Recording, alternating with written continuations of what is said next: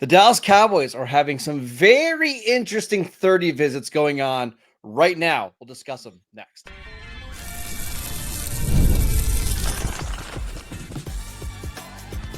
You are Locked On Cowboys, your daily Dallas Cowboys podcast. Part of the Locked On Podcast Network, your team every day. Welcome back to the Locked On Cowboys podcast, part of the Locked On Podcast Network, your team every day. We'd like to thank you for making us your first listen of the day. Today's episode is brought to you by the all-new 2025 Nissan Armada. Stay tuned for the Armada Player of the Week later in the show. All right, I am your host, Marcus Mosher. You can follow me on Twitter at Marcus_Mosher. Joining me today, as always, is Landon McCool. You can follow him on Twitter at McCoolBCB. We've got a busy show for you guys today. A lot of good information coming out of the Star. But Landon, let's start with this. 30 visits are happening across the NFL right now. You're seeing a bunch of players in connection with certain teams. What is a 30 visit and why is it specifically important for the Dallas Cowboys? Man, I almost interrupted you and go, oh, no, actually, it's called a top 30 visit, Marcus. Ridiculous. So every team is allotted 30 visits in which they're allowed to invite a player to come onto their campus. They usually have dinner with the player. They usually spend the whole day at the campus. It varies from team to team, I'm assuming, but it's a lot of getting on the whiteboard, seeing what these guys know. A lot of it is honestly, they can't do anything on the field, right? So a lot of it is really just, that is an important thing to know. So there's no testing. There's no hey, go out there and run a post. Let's see what it looks like. Or hey, you didn't run a 40 at your combine. Come out and run one for it. It's like, no, that's not happening right now. Come on, man. We need a 40. No, it's none of that. It's really more about kind of knowing what this guy knows, between his ears, getting an idea of who the person really is. And I think that last part is really the main reason why they have the 30 visits, right? They bring them in, they see what these guys are like. It's usually kind of a professionalism test, right? Like they're kind of making note of all the little things that the person is doing when they show up, how they dress, how they act, how they're talking to the staff, how they talk to, they'll get introduced to the training folk. They'll get introduced to the equipment managers, how they interact with those folk probably dictates, kind of gives you an idea, an insight, how these people treat, the small folks in the building, because all of that matters. I think these 30 visits to me are truly the kind of, hey, how is your fit here? Like, that's really ultimately they're trying to get down to who you are as a person. They've already been told by private investigators, by scouts, by coaches, by their best friends, by their parents, what they all think about this player. The 30 visit is an opportunity for Jerry and for Will and for Steven and for Brian to look the player in the eye and kind of get an idea for themselves what the person is like. Yeah, and just because the Cowboys or any team has a player in on a 30 visit doesn't automatically mean they are interested in that player. They're going to draft that player. A lot of times you're going to bring in 5-6 players that maybe you just have a lot of questions about their character or their health, and you want to bring him in to just kind of double check things. So again, not every player that's going to be listed that we're going to talk about here in a little bit, the Cowboys are seriously considering drafting.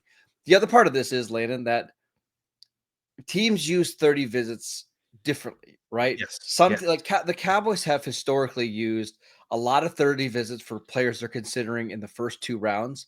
Mm-hmm. And then they'll save 8 to 10 to 12 visits for players that are like late round picks or undrafted free agents, because then when we get into, UDFAs, they can call a player and say, hey, did you enjoy your time on the 30 visit here with us? Come, you saw the facility, come join our team.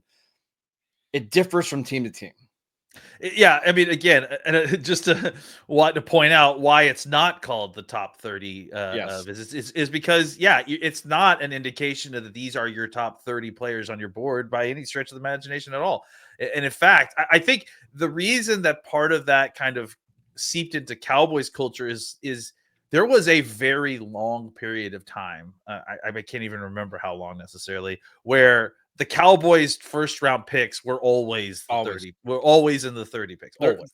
There was 2 times that it was Morris Claiborne when they traded up for him in 2012, and then CeeDee Lamb in 2020, because They didn't have 30 visits during the COVID draft, That's but right. the Cowboys didn't even use one of their 30 visits like virtually to meet Virtual with ones, yeah. CeeDee Lamb. So it was Yeah, pretty rare for them to draft a guy they didn't bring into the facility.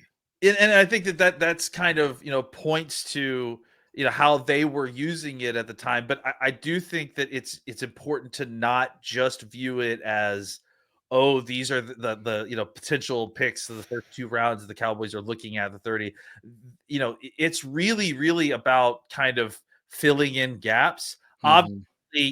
There's going to be an element of that. I'm certainly not poo-pooing the idea that the Cowboys would bring in someone that they're considering at 12 or 44, for a visit. Obviously, that's part of what this is, but it's not the entirety. They would also bring in, like you said, later round guys they may have interest in. Really, maybe guys that they just didn't get a full personality profile from in their scouting report, right? Or they just didn't feel like they got complete information, or maybe they got conflicting information, and they want to bring this guy in to get to look at him in the face and see exactly where he fell on these kind of things. So yeah, there are a lot of reasons to invite somebody on one of these 30 visits, but it's even though there's a lot of historical precedent for the Cowboys, it doesn't necessarily mean that these guys are super. Everyone that's on this list is super high rated on their board, or even anywhere near their top 30 players.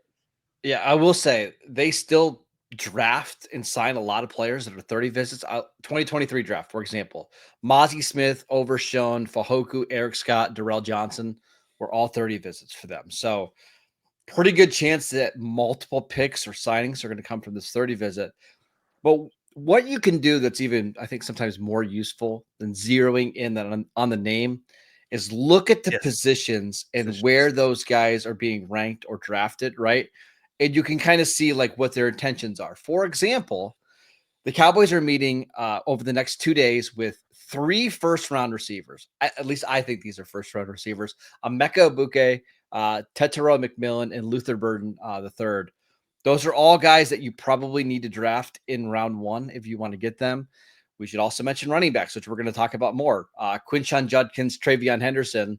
Those are probably late round 1, round 2 running back options. I think that tells you more where maybe their intentions are at going into the draft.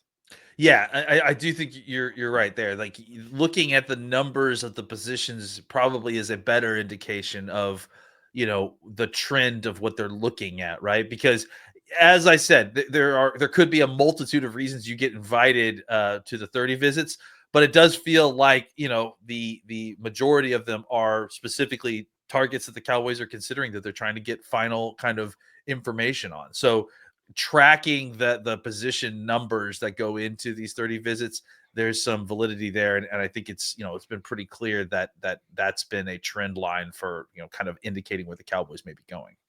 And the last thing I want to mention, another reason why these 30 visits are important, it isn't just for the draft, because Yes. 4 years from now, these players become available in free agency, or in the case of like Jonathan Mingo, who was a 30 visit for the Cowboys, they had a great visit with Mingo.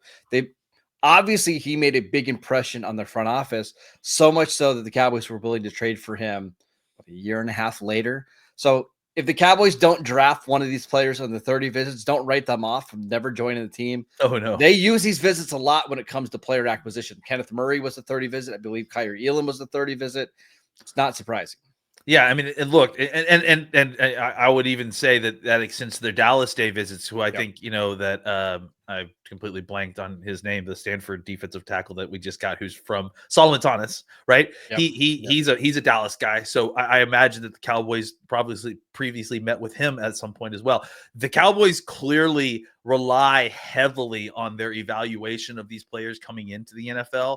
Even once their first contracts are up, that's what they're leaning on, maybe even more than what they saw on tape for the players in their first stop. They'll trust their own evaluations, maybe even more than the results of what happened when the player went to some other team. All right, so let's dig into some of the reported 30 visits. We don't have the entire list. We probably won't. We'll probably get 25 or so, but let's dive into the names because there's a pair of Ohio State running backs that are visiting the Star that I think is very, very intriguing. We'll get to that next. This episode is brought to you by Nissan. The Armada Player of the Week is brought to you by our friends at Nissan and the all-new 2025 Nissan Armada. Each week, we're going to be taking a look at some draft prospects that stand apart from one another. The guys that we believe showcase the strength and power needed to push the Dallas Cowboys forward as we look toward the 2025 season. In this week's Armada and clear-cut Player of the Week is TreVeyon Henderson, who Landon absolutely loves. He's reliable. One fumble in 666 career touches. One of the best pass blockers in the class. Just reliable, dependable, just like the Nissan Armada. And when it comes to the Nissan Armada, they say go forth and conquer. And that's exactly what I think TreVeyon Henderson did during his time at Ohio State and what he can do here in Dallas. It's clear that our player of the week is out here ready to conquer the road and doing that with confidence, just like you can in the all-new Nissan Armada or any of their other outstanding vehicles. Take the Nissan Armada, the Rogue, or the Pathfinder and go find your next big adventure. Shop nissanusa.com. Welcome back to the Locked On Cowboys podcast. We'd like to thank you for making us your first listen of the day. Later, let's talk about some of the players that the Cowboys have had in on 30 visits. Quinshon Judkins visited on Thursday. TreVeyon Henderson, I believe, is visiting today. We should also mention Emeka, the wide receiver from Ohio State, is also visiting this weekend. I know that you got to be psyched that Henderson and Judkins are 30 visits here. Yeah, I'm a huge fan. We've talked about him obviously previously. I think Henderson hung the moon. Honestly, I mean, you mentioned it in the break. One fumble in 666 carries. I think the thing for me that again, just kind of talk to him about him real quick, that I love so much is that he kind of confounds expectations for his playing style. Right, Mm-hmm. like you see him as this slippery, explosive, big play machine. But he also is a specialist in the details of the game, Mm-hmm. right? Like it's crazy how developed he is as a running back. I mean, you go and watch his pass protection clips. Absolutely awesome. Like you just don't find guys that are like, quick, slippery, big play machines that are also really great in pass protection. And then you mentioned it. The guy just doesn't fumble the ball, right? Like he one fumble, I think, in his career or something like that. It was 666 total carries. So, I'm a big fan simply because I think there's so many different. You could draft this guy, and he could be your full-time, main running back if you wanted. He could be the primary in a rotation, and you would still love him equally. And I think he would produce with an efficiency that would make it worth your while, no matter how you play him. Big fan of the guy, obviously. And I think he's exactly the kind of running back the Cowboys need. Yeah, and I love Henderson, and I love Quinshon Judkins just as much. I mean, he is so explosive. He is so physical. If you want to add some attitude to your running game, I think Judkins can do that. What is interesting here is that the only running backs they've had in so far, Judkins, Henderson, Baishal Tutin, who's more of like a probably third, fourth running back, or third, fourth round running back, and then Ashton Genty. No Caleb Johnson, no Amarian Hampton, no Dylan Sampson yet. I wonder if they only have a few running backs that they feel really, really good about, and it's Genty in round one, and then the two Ohio State running backs in round two. It's interesting too, because it's not like, those are all similar types or that they're avoiding a type, right? Like it's because they are kind of all it's like they are just picking and choosing some of these guys, right? Just to talk about, listen, here's my problem with Judkins is that I talk too much about Henderson. I love Judkins as well. I'm a huge fan, and it's just I spend too much time speaking about Henderson. But Judkins is similar to Henderson in the sense that he's a big, mean running back who has traits that you wouldn't expect, right? He's very elusive. Like the guy, like you can go watch some of his old mistape of him absolutely breaking Alabama defenders' ankles when he's running the ball. So absolutely love Judkins. Almost on par with Henderson, just a different type of running back, but obviously equally as good. Those two were just unfair to have on the same team in college football. let's talk about the receivers because they're going to have 4 receivers in that are notable: Emeka Egbuka, Tetero McMillan, Luther Burden, and then Matthew Golden is a Dallas day, so he doesn't count until your 30 visit. Mm-hmm.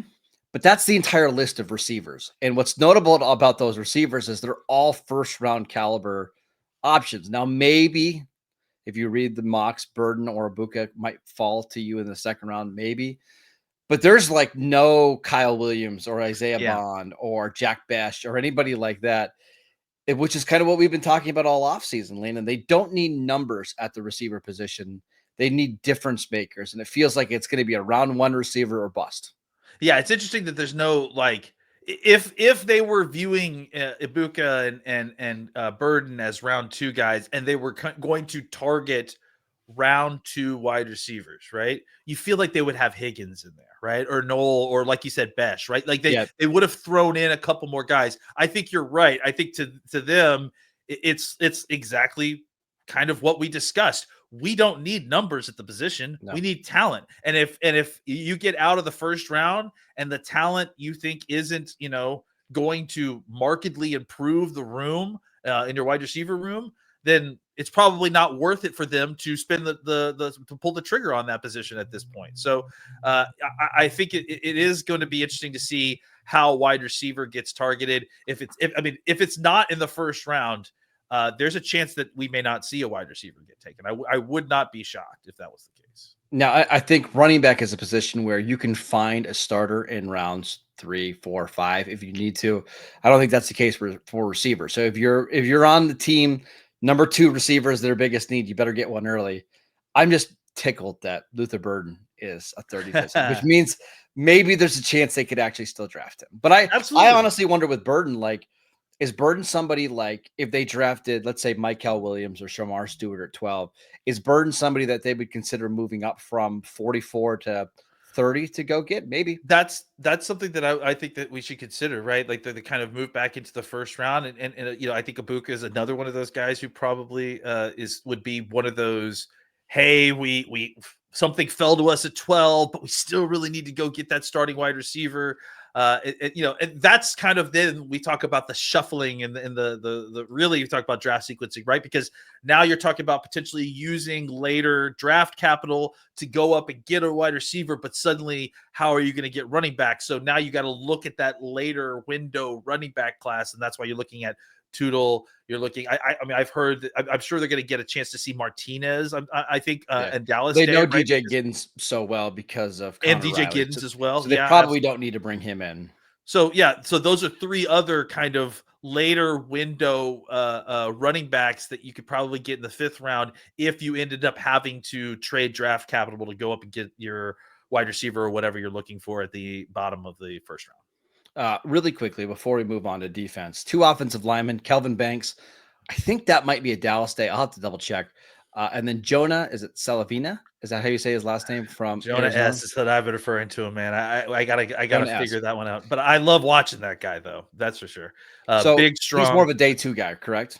For sure. Yeah. And I wouldn't be totally shocked if he fell to top of day 3 just because the class is so great. And to be honest, he is likely. I'd be surprised if teams actually viewed him as a tackle. He's probably a guard only. So that may, and I think, may not be a guard for everybody either. I think if you run a power gap man scheme like the Cowboys are, kind of trending towards, I think you're going to value this guy a little bit more than, a team that does. It's sort of like a lesser Tyler Booker in some ways. It's just interesting that they would bring him in, unless there's some injury stuff. Is there injury concerns with Jonah? No, but maybe he's the only other offensive lineman that's like a actual 30 visit. I think I wonder if that isn't just a pure value situation, right? Because again, think about what I just said, right? Like he's not going to be for every team. He's not going to be for necessarily a gap team. He's not a tackle really, even though he played tackle last year at Arizona. He's a guard to be. I think most NFL teams are going to be. So really, it's only going to be the gap heavy teams that are looking for a guard. They're going to be looking for this guy. So what I'm saying is, I think there's an opportunity that he falls well past his value. And if you're in the 5th round and you see him show up and he's still there, man, I'm running to the podium to get him, because I do think that he is one of the guys that, if you look at it, could be a later could thread that needle of being a later round pick who could still compete and potentially start at right guard with the rest of the folks that are on that offensive line. All right, let's look at the defensive players the Cowboys are bringing in for 30 visits, because it's a very interesting list. We'll get to that next.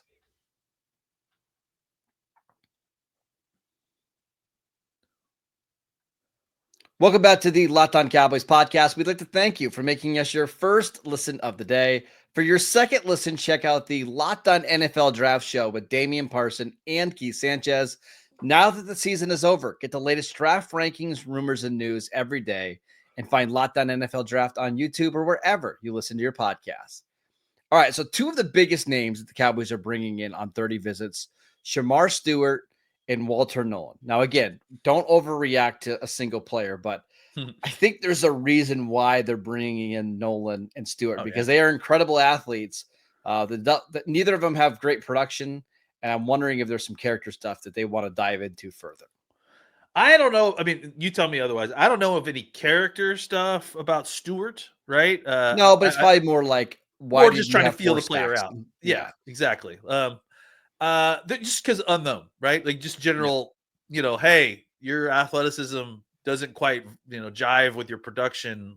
Maybe let's figure this out. Is this an effort issue? And then just talking to the guy, see what you feel like. But it certainly is not an effort issue with Stewart. To Nolan's point, though, listen, I think Nolan, more than anything, falls under this category of player who has been, Nolan has been a 5-star athlete, number one in the nation athlete, since high school. And I wonder if, there isn't talk about it, because I know that I think he started out at A&M, if I'm not mistaken, kind of had a falling out there, and then ended up going to Ole Miss. And that's really where he exploded. Look, obviously, as we've discussed with, Stewart, we just talked about, A&M had a very, very crowded defensive line room. We may look back in a couple of years at that, let's say 2023, 2022 A&M defensive line room and go, holy cow, that was crazy. But Nolan is a guy that, I think that there's just a lot of questions as to why didn't it work out in A&M? Why did you have to go to Ole Miss? Why is it that we're hearing kind of whispers from the coaches that, you weren't maybe this? I think he went to 3 or 4 different high schools as well. So he's just been somebody that's jumped around wherever he's gone. There is this like category of prospect that we get like every year or two, where they were like the number one recruit in their high school. In high school in the nation, and they've been basically, because they are the most coveted, player in the country, they've just been coddled a lot. Right. And just been coddled from spot to spot. They haven't really had to face adversity. And so I think there probably are some questions with all the moving and with why did it take so long to produce? And you're such a highly regarded athlete. Why did it take your last year of eligibility for you to become, something, a draft-worthy player necessarily? I think that those are all fair questions, and that's probably why you're bringing in a guy like Walter Nolan. Yeah, I think. Listen, we also know the Cowboys like to do this blue star or blue light special. They call it blue star special, blue light special. That's from Kmart back in the day, where they like to take players, especially when they're inside the top 50 with that second round pick, like somebody that has top 10, top 15 talent that's falling for a reason. Mm-hmm. Now, I could see Walter Nolan being that player. It wouldn't shock me if Shamar Stewart's that player either. He just falls down to, let's say, 34, 35, and the Cowboys decide that's too good of an opportunity to pass up. Another name that we should mention, Siobhan Ravel, the cornerback that tore his ACL from East Carolina. He met with the Cowboys yesterday.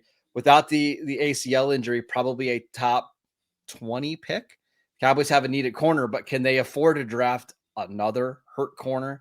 Who knows? Yeah, again, all these guys just, perfect, like Dallas Cowboys second round picks. A super talented injured guy? Man, I fit you for a Cowboys second round pick immediately. Hey, crazy uber talented guy who may be just a little bit crazy in the head.